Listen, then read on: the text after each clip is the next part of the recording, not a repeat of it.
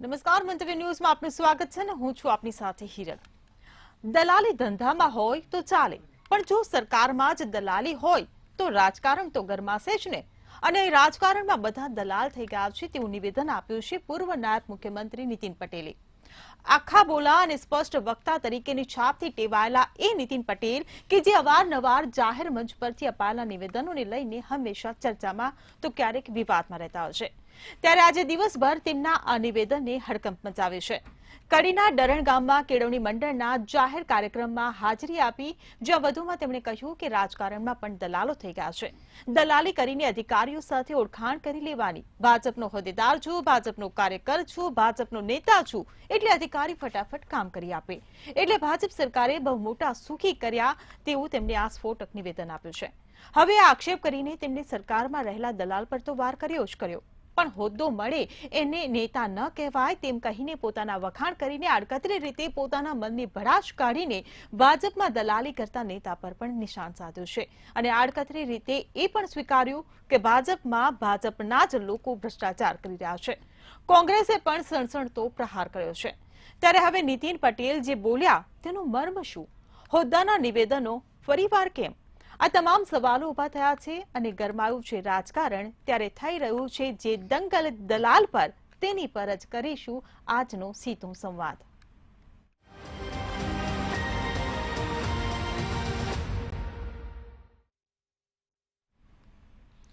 તો ચર્ચામાં હાલ આપણી સાથે સ્ટુડિયોમાં જોડાઈ ગયા છે જ્યોતિ અમીન, જે વિશ્લેષક છે। જ્યોતિબેન, મંતવ્ય ન્યૂઝમાં પહેલા આપનું સ્વાગત છે।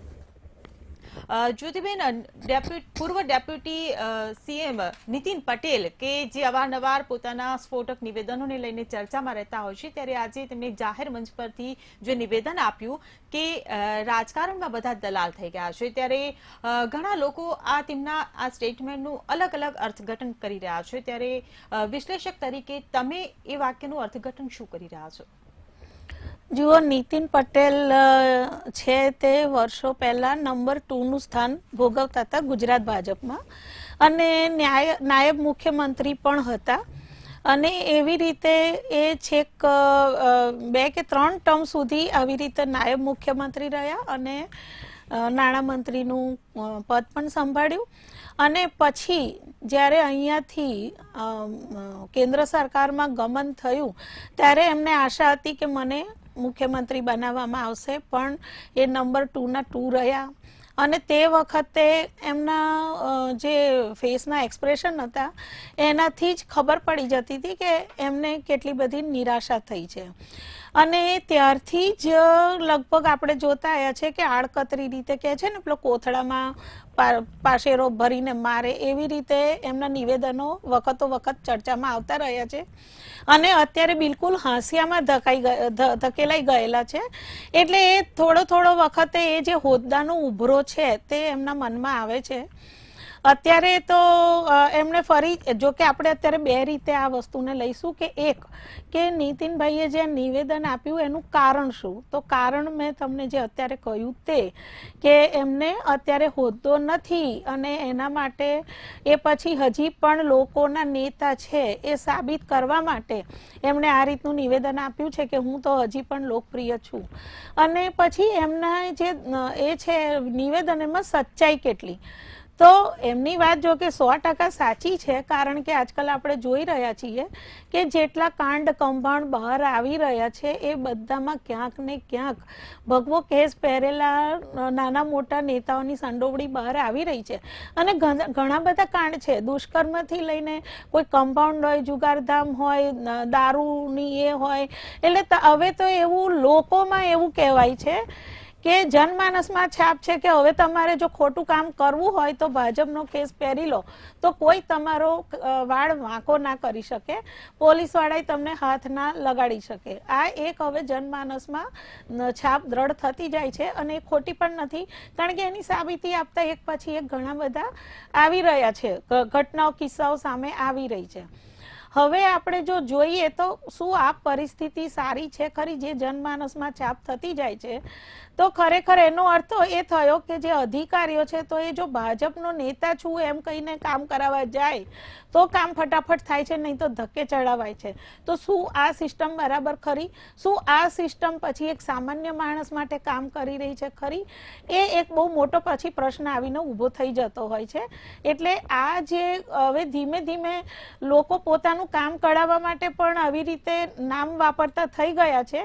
અને જેવી રીતે હું કહી રહી છું કે અંદર અંદર આ એક અસંતુષ્ટિનો જે ચરુ ઉકળતો જઈ રહ્યો છે, એ ખરેખર ભાજપને પોતાને જ ખૂબ ભારે પડશે.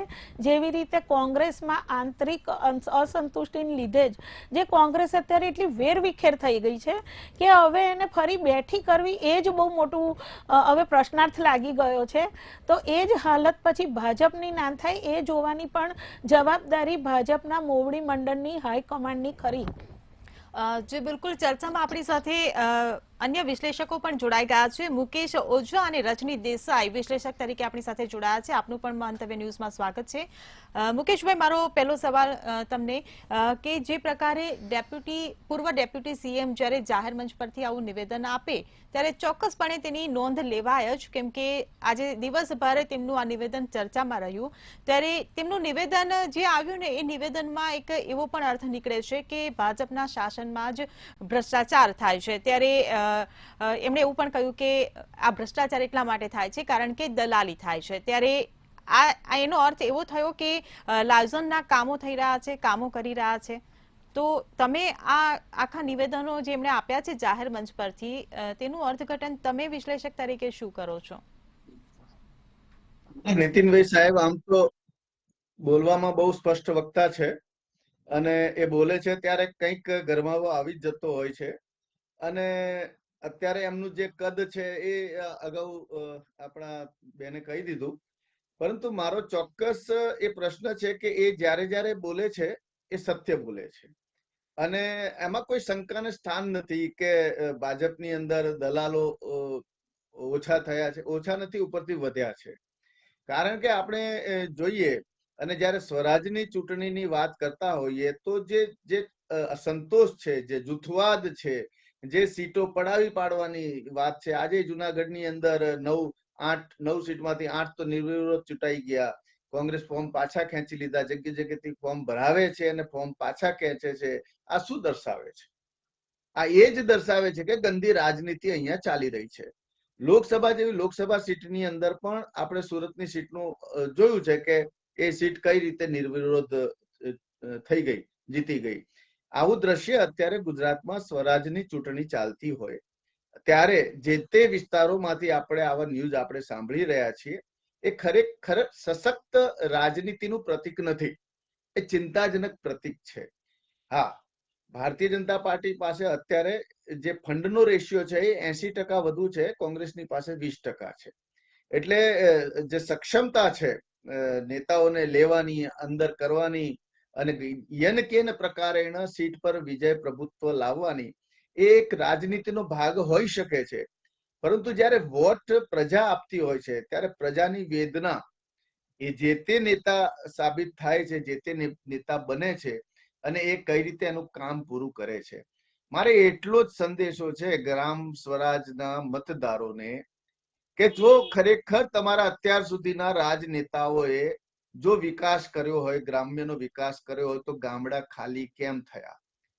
કેમ રોજગારી માટે ગામડાઓના યુવાનોને શહેરી તરફ આકર્ષવું પડે છે, શહેરી તરફ જવું પડે છે, વિદેશ જવું પડે છે, બીજા રાજ્યોમાં જવું પડે છે?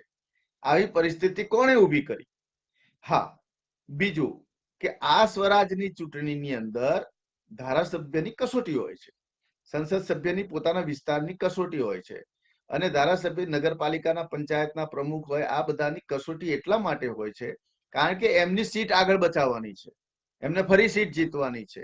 એટલે જે નાના નાના સરપંચો છે એની સાથેની સાંઠગાંઠ છે, સમાજવાદ છે, જૂથવાદ છે, એક ઓબીસી વોટ બેંક છે કે એસટી વોટ બેંક છે, અને એક ગામડાઓની અંદર એક લિમિટેશન હોય છે કે મોટા ભાગે એક ઓબીસી વર્ગનો સમાજ છે તો ત્યાં ફિક્સ જ છે કે ભાઈ આ અહીંયા આ જ આવવાની છે, અહીંયા કોંગ્રેસ જ આવવાની છે, ગમે તે કરો. એટલે એને મજબૂત કરતા હોય છે. અહીંયા ભાજપ આવવાની છે તો એને મજબૂત કરતા હોય. એટલે મને તો એવું લાગે છે કે સ્વરાજની ચૂંટણીઓમાં રિઝલ્ટ આમ જોવા જઈએ ને, અત્યારે આપણે એની જો ઘોષણા કરવામાં આવે તો આપણને ખબર પડી જાય કે ત્યાં કઈ સીટ આવવાની છે. જી એ આપણે લોકસભાની ચૂંટણીમાં જો જાહેરાત કરવી હોય તો ખૂબ જ કપરું કામ છે. એના માટે આપણે ટીવી મીડિયાના બધા જે ડેટા સેન્ટરો દ્વારા અવલોકન કરી અને જે આપવામાં આવે આંકડા જી પ્રી ઇલેક્શનના, એ ગામડાઓમાં શક્ય નથી.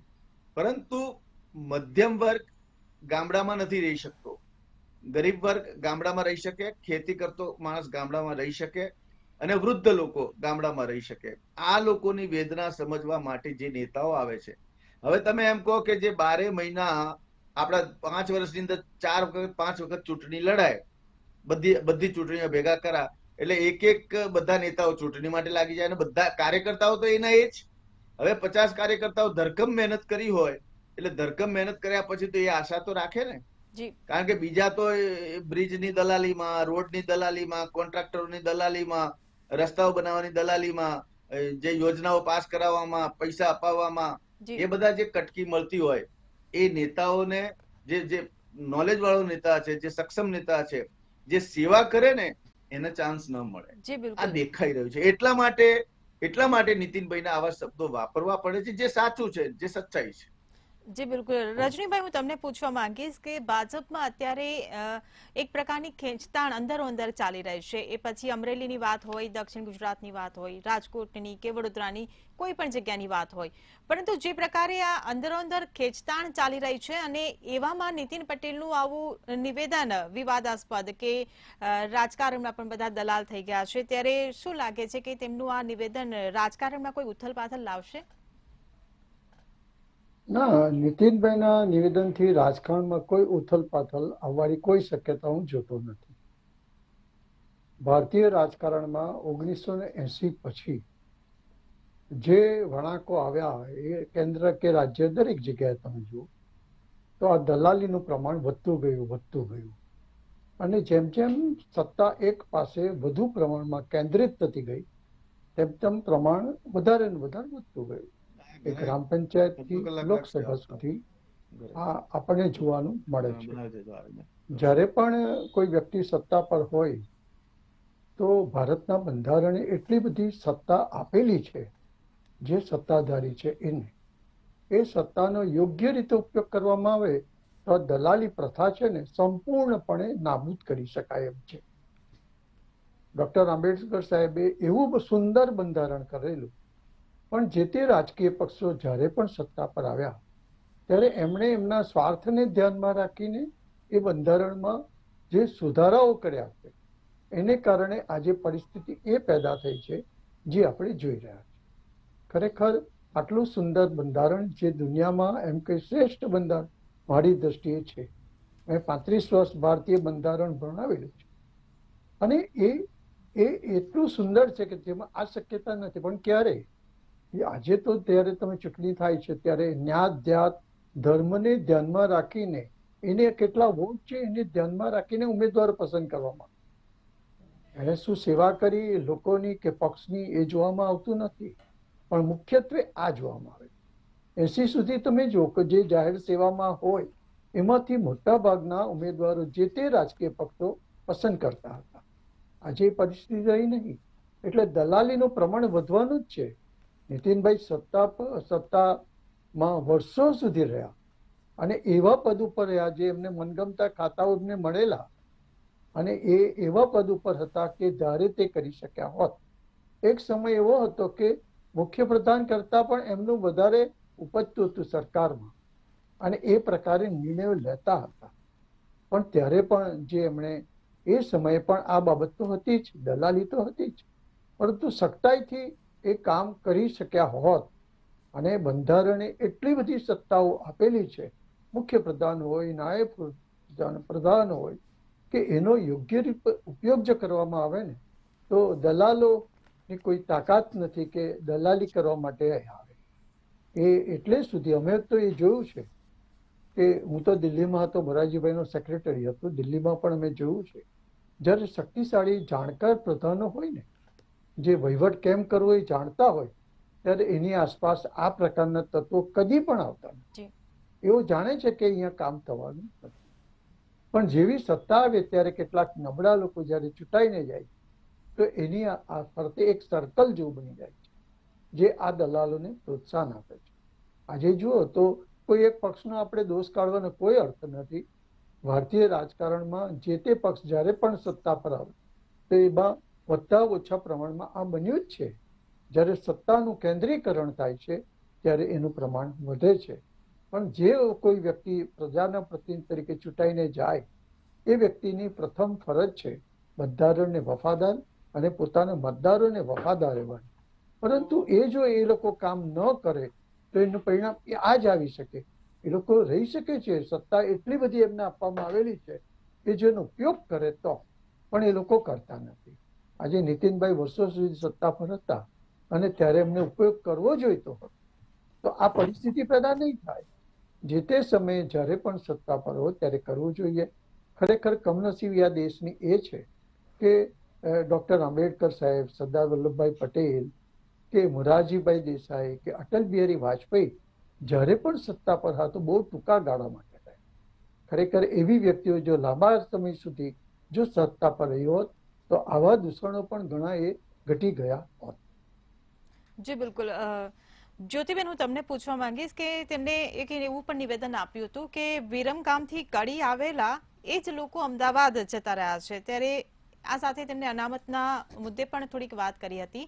ત્યારે આ નિશાન આખરે કોના પર તેમને તાક્યું? બધા જાણે છે, નામ તો હું નહીં લઈ શકું કારણ કે એમને પણ નથી લીધું.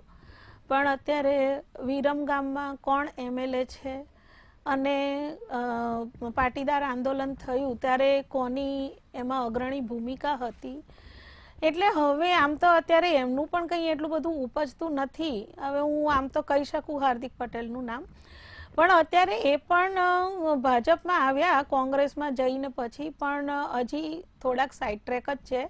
એટલે એમણે પણ વચ્ચે એક એમાં રંજ તો વ્યક્ત કર્યો જ હતો.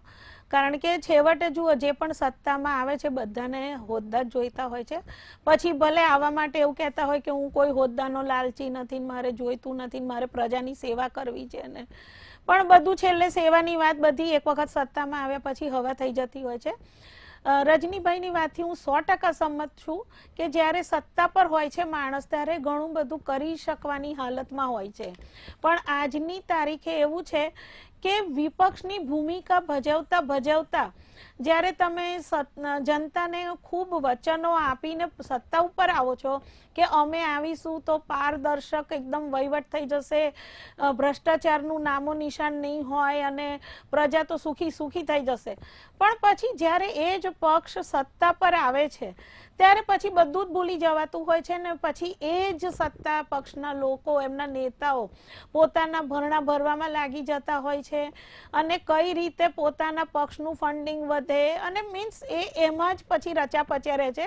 જનતાને પછી એવું થાય કે પહેલા પક્ષમાં ને આ પક્ષમાં ક્યાં ફરક હતો, અમે કોઈ આશાની સાથે અમને સત્તામાં લાવ્યા હતા પણ કંઈ ફરક દેખાતો નથી. અને આ દરેક પક્ષની વાત કરું છું, ઘણા બધા આખા દેશની તમે હિસ્ટ્રી જુઓ, ઘણા બધા જન આંદોલનમાંથી ઊભા થયેલા નેતાઓ છે પણ છેવટે બધા જ ભ્રષ્ટાચારમાં લાગી ગયા. આસામમાં તમે આસામ ગણ પરિષદ જુઓ કે ઝારખંડ મુક્તિ મોરચા જુઓ કે આપ જુઓ કે પછી સાઉથમાં જુઓ, એટલે ઘણા બધા એવા છે કે જે એક જન આંદોલનને લીધે નીકળ્યા હતા અને જ્યારે જન આંદોલનના નેતા હતા ત્યારે ખૂબ લોકોને વિશ્વાસ હતો કે જો આ સત્તા પર આવશે તો ઘણા બધા અમારા કામ થશે, પણ પછી બધા જ ભ્રષ્ટાચારમાં લિપ્ત થઈ ગયા અને પછી પોતાનું જ સાત પેઢીનું ભરવા માંડ્યા છે.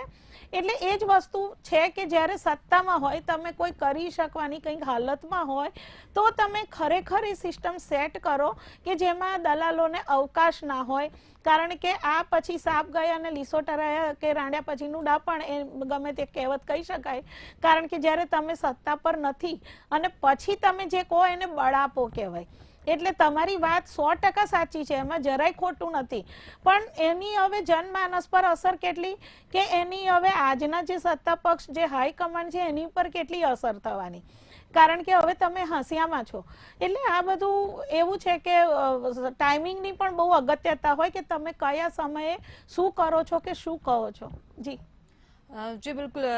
મુકેશભાઈ, હું તમને પૂછવા માંગીશ કે જ્યારે ગઈ વખતે જ્યારે મુખ્યમંત્રીની નામની જે ચર્ચા ઉઠી હતી ત્યારે નીતિન પટેલને બહુ આશા હતી કે મારું નામ આવશે, પરંતુ તેમનું નામ ના આવ્યું.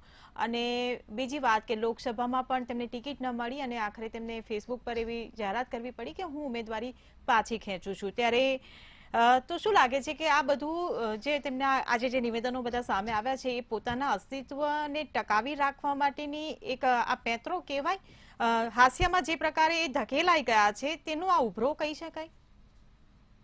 નીતિનભાઈ, દબાણની રાજનીતિ નીચે છે એ ચોક્કસ કહી શકાય. કારણ કે જ્યારે એમને ફેસબુક ઉપર સ્ટેટમેન્ટ આપવું પડ્યું હતું, એ દબાણ અહીંયાથી નતું આવ્યું, એ દબાણ દિલ્હીથી આવ્યું. અને બીજું કે પાટીદાર આંદોલનની અંદર એ સમયે 2-3 ઉમેદવારોનું વર્ચસ્વ, 2-3 એવા વ્યક્તિઓનું વર્ચસ્વ ખૂબ જ મોટું થઈ ગયું હતું. આમ જનમાનસમાં નીતિનભાઈનો સંપર્ક સાધારણ લોકો સાથે સતત રહેતો હોય છે. એ દરેકના ઇન્વિટેશનને સ્વીકારે છે અને દરેકને ત્યાં જાય છે. વ્યક્તિગત રીતે હું નીતિનભાઈને ખૂબ જ રિસ્પેક્ટ કરું છું. એવું નથી કે હું કોઈ ભારતીય જનતા પાર્ટીનો પક્ષ સમર્થક છું, એવું નથી. પરંતુ પ્રશ્નો એ છે કે જ્યારે રાજનેતાઓના પૈસા, આઈએએસ ઓફિસરોના પૈસા, ધારાસભ્યોના પૈસા જ્યારે બિઝનેસની અંદર આવે છે ત્યારે ખ્યાતિકાંડ થાય છે અને એનો ભોગ બને છે ગામડાની પ્રજા, મૂર્ખ પ્રજા, ભોળી પ્રજા, એમને ભોળવામાં આવે એવી પ્રજા ભોગ બનતી હોય છે. એટલે આવા ઉદાહરણો પણ એમની સામે છે. આપણે બાયડના નેતાઓના જે કટકી કાંડ જોયા છે, ફ્રીબીઝ કાંડ જોયા છે, આ બધા જે પૈસાઓ આવે છે, નકલી અધિકારી, નકલી ઓફિસર, બધું નકલી, બધું ચલાવી લેવું, એ સરકારની રહેમ નજર હેઠળ થતું હોય છે. અને જ્યારે ખુલ્લા પડે છે ત્યારે એ બધું સામે આવી જતું હોય છે. વાત રહી કાર્યકર્તાની, તો હવે કાર્યકર્તા કોણ બનવા ઈચ્છે? કે જે વેપારી હોય, જે એજન્ટ હોય, કે જે કોઈ ટેન્ડરો પાસ કરાવી શકતા હોય, જેની આઈએસ નેતા સાથેની સાંઠગાંઠ હોય, અને એક કામ કરાવે ને 2, 5, 10 લાખ મળી જાય તો હું 12 મહિના આખો દિવસ નોકરી કરી 50,000 મળતા એના 6 લાખ રૂપિયા તો મને 15 દિવસમાં મળી ગયા. એ લોકો પછી એમાં વધારે ઇન્ટરફિયર કરે, એમના સાથે સતત સંપર્કમાં રહે. એક ગાડીની અંદર એક નેતા જાય છે, એની અંદર 10 જણ બેઠા હોય છે. હવે 10 માંથી કોણ, 4 જણ કોણ? એ લોકોનો સંપર્ક કરાવનારા, એ લોકોને જોડનારા. એટલે આ બધાની અંદર રહેવાનું. કારણ કે આજની ચૂંટણી લડવી કોઈ સામાન્ય પબ્લિકનું કામ નથી. સામાન્ય પબ્લિક પાસે એટલા પૈસા નથી, 25-50 લાખ રૂપિયા, કે આ સ્વરાજ્યની ચૂંટણી પણ લડી શકે. એટલે એ પૈસા લાવે ક્યાંથી? અને જો સેવક બનીને જ રહેવાનું, ઈમાનદાર બનીને જ રહેવાનું, તો 25-50 લાખ રૂપિયા ખર્ચી ને કોણ ચૂંટણીમાં ઉભો રહે? અને જ્યારે એને 25-50 લાખ રૂપિયા ખર્ચ્યા છે, કરોડ રૂપિયા ખર્ચ્યા છે, તો પછી એ તો પાછો કાઢવાનો જ છે. એટલે આ બધા પ્રશ્નો જે છે એ પ્રજા સમક્ષ જાય છે. જુનાગઢની અંદર આપણે જોયું, રાદડિયા જૂથનો જૂથવાદ જુઓ, એ વર્ચસ્વ છે. ડેરીની રાજનીતિ ચાલે છે, આ કૃષિ જે સંસ્થાઓ છે એની રાજનીતિ ચાલે છે, જમીનોની રાજનીતિ ચાલે છે, એને કરાવવાની રાજનીતિ ચાલે છે. આ કોણ કરાવી આપે? જમીનને એને કોણ કરાવી આપે? બિલ્ડરોને ફાયદો કોણ કરાવી આપે? એ નેતા વગર સક્ષમ નથી, એજન્ટો દલાલો વગર સક્ષમ નથી. આ સત્યતા છે. એટલે આ પ્રમાણ વધી ગયું છે. વડીલ રજનીકાંતભાઈ જે પ્રમાણે પોતાની વ્યથા, એ શ્રી મોરારજી સમયમાં એ સમયની વ્યથા અને આજની વ્યથામાં ઘણો આસમાન જમીનનો ફરક છે. એ જે ટોપી પહેરીને જે નેતાઓ આવતા હતા, સેવા કરવાના માધ્યમથી આવતા હતા, એ સતત સેવા, પ્રજાના સંવાદ સાંભળતા હતા, પ્રજાના દર્દ સાંભળતા હતા. પરંતુ આજે એનાથી ઉલટું થઈ રહ્યું છે. વિકાસ થાય છે, ઇન્કમ ટેક્સ લેવાય છે, જીએસટી લેવાય છે, પૈસા આવે છે, કેન્દ્રથી યોજનાઓ આવે છે, ત્યાં પહોંચે છે, પણ એની વચ્ચે પણ કટકી કાંડ થતા હોય છે. એની વચ્ચે લોકોને ઘણી બધી મહિલાઓની યોજના લાવે, બધી આવે, પણ એના ફોર્મ ભરવા, કઈ રીતે પૈસા મળશે, તમને કઈ રીતે સ્ટાર્ટઅપની લોન મળશે, તમારે આટલા ડોક્યુમેન્ટ તૈયાર કરવા, એની પણ સંસ્થાઓ આવી ગઈ છે. તમારી લોન કરાવી આપીશું, અમે તમને ફંડ લઈ આપીશું, તમને સ્ટાર્ટઅપ માંથી ફંડ લઈ આપીશું, અમે તમને MSME બનાવીને આપીશું. એવી હજારો સંસ્થાઓ આપણા શહેરોમાં છે.